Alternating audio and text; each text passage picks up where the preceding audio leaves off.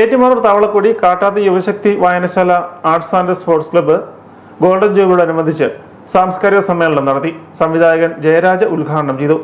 Ettumanoorappan college മൈതാനത്താണ് വിവിധ കലാകായിക മത്സരങ്ങൾ ഉൾപ്പെടുത്തി ആഘോഷ പരിപാടികൾ സംഘടിപ്പിച്ചത്. ഈ വായനശാലയിൽ വരുന്ന സൗജന്യമായിട്ട് പുസ്തകം വാങ്ങാൻ വരുന്ന കുഞ്ഞുങ്ങൾ യൂണിസെഫിൻ്റെ സഹായത്തോടുകൂടി നടത്തുന്ന വായനശാല, ഇത് ഈ ഗ്രാമത്തിൻ്റെ, ഈ നാടിൻ്റെ ഐശ്വര്യമാണ്.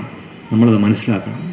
ഈ വായനശാലയ്ക്ക് എത്രമാത്രം പ്രാധാന്യമുണ്ടെന്ന് നമ്മളിപ്പോഴല്ല മനസ്സിലാക്കുന്നത്, കാലങ്ങൾക്ക് ശേഷമാണ് മനസ്സിലാക്കുന്നത്. കാരണം നമ്മളിൽ നമ്മളുടെ സംസ്കാരവും ജീവിതവും അഭിരുചികളും എല്ലാം നിറഞ്ഞു നിൽക്കുന്നത് നമ്മളുടെ ഭാഷയിലാണ്.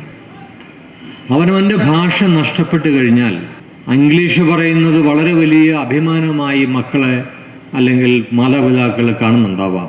പക്ഷേ അവർ പോലും അറിയുന്നില്ല ഈ കുഞ്ഞുങ്ങൾ നാളെ ലോകത്തിൽ എന്തായിത്തീരുമെന്ന്.